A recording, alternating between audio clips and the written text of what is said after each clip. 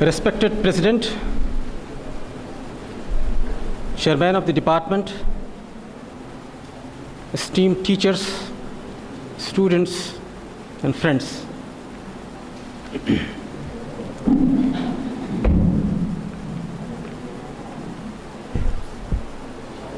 I want to make at the outset of my presentation a correction that I was meaning to elaborate the discussion rendered by the author of Tadabbur al-Quran, Maulana Amin Hassan Islahi, so I could not do so. In his place, I presented a research of another Islahi known as Maulana Sultan Ahmad Islahi. So my topic reads as Contemporary Discourse of Power Sharing in Islam, a critique of some modern ideologists. The concept of power sharing is not purely a modern term, though it is much modern than it was given birth before the commencement of the prophethood of Prophet ﷺ. This issue has been under analytical discourse in all those geographical horizons where pluralism, democracy, and development figure as an incumbent entity of the society. This pluralism attracted many modern thinkers and establishments who tried to utilize it for redefining Islamic political thought and reshaping Muslim political attitude, and they encouraged to adopt active life rather to stick upon isolation and isolative life. The present paper touches the ideas and participation in governance presented by Sayyid Abul Ala Maududi, Rashid Ghanouchi, Professor Khurshid Ahmad, Dr. Anwar Ibrahim, and Maulana Sultan Ahmad Islahi. The issue of power sharing was basically emerged in those countries where ethnic, racial, cultural, and religious issues were multiplied with their anti-Islamic common agenda, and in most of the cases created avenues for Muslims to enact as assertive and active group for reaffirmation of faith in the absolute unity of God and a source of liberation. All the modern thinkers shape their ideologies strictly basing upon the logic of long tradition of Islamic revivalism and the realities of the modern world. These modern scholars presented Muslim nation as Ummah, which has a global connotation. Their ideologies apply to all individual as well as collective group of the Muslim world. Secondly, they are of the opinion that Muslim Ummah was created for the removal of evils and establishment of good, and this divine duty should be in continuation holding their position either as majority or minority. I have presented many verses from Holy Quran. I am skipping over. This divine duty naturally allures its followers for rejecting the despotic or monarchic regime and every forms of imperialism, for fighting against any type of tyranny and corruption. The power sharing issue became intensified when colonialism came to an end in 20th century, and almost all the Muslim lands were released from the Western occupation. Now, Muslim movements stepped up, and Muslim thinkers are in pursuit of having the best option of the revival and survival of the Muslim Ummah on their old religious basis.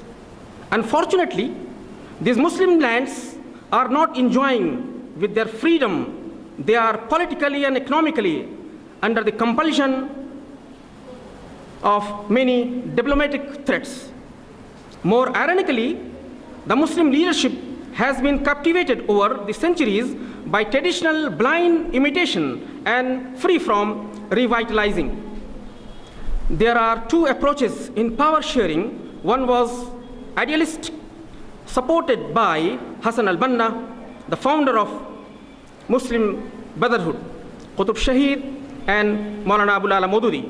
This group felt that working as part of non-Islamic government will lead to be part of Taghut.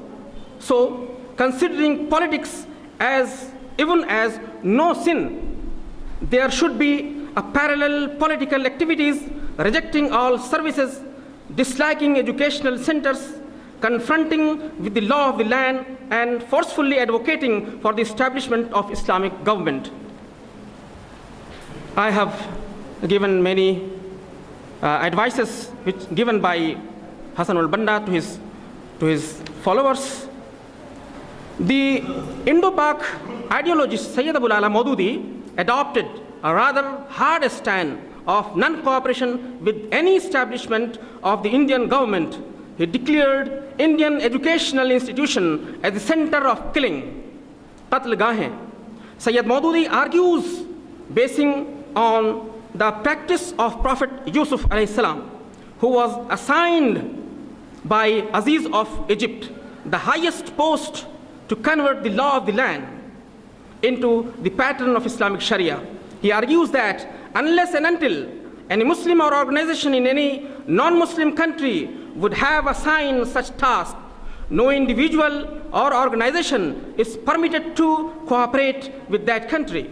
Maulana Sultan Ahmad Islahi has objected this stand of Maududi, and he quoted references from Zamakhshari's Kashaf and said that Maulana Maududi is not in accordance with different exegesis of Islam, because Yusuf alayhi salam never accepted on the condition that he wanted to change the entire society of the entire law of the land.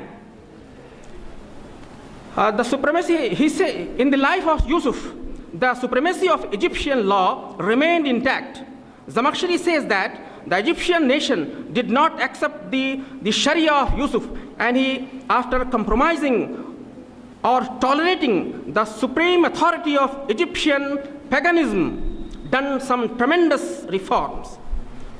Maududi's total rejection of political system of India came to its climax when many of his arkan disassociated themselves from government sectors. Many resigned from their government job. It was historically interesting that with the pressure of time or by thorough investigation of the need of the hour, a lenient and flexible attitude was adopted about education and politics within this organization. The door for admission in secular institution was opened, both for learning and teaching as well. Similarly, its Majlis Shura approved the right of franchise for its member in municipal corporation. In the second phase, it permitted its member to cast their vote in favor of secular national parties to defeat the communal forces. And recently, the Jamaat-e-Islami launched an autonomous, value-based national party known as Welfare Party of India. The Jamaat, from its inception, never declared politics as a sin or untouchable, though its founder dictated some very hard line, which was, according to him, a need of hour to create a space for interpreting the real spirit of politics, for accepting the sovereignty of God and rejecting the sovereignty of Jamhur. So the journey of total boycott of practical political activities, reaching up to active involvement into politics, is an unprecedented example of collective ijtihad by Jamaat-e-Islami in India. As Rashid Ghanouchi's details were discussed by my colleague Dr. Ubaidullah Fahad, so I am skipping. Dr. Khurshid has specifically done a lot, and intellectually he said that modern democracy and Islam has no any confrontation. As far as Anwar Ibrahim is concerned, he served his services with collaboration of different or multi-ethnic society, and he raised up to finance officer and deputy prime minister. He said that the system of Indian politics, that is, I mean the pluralistic sense of politics in India may play a role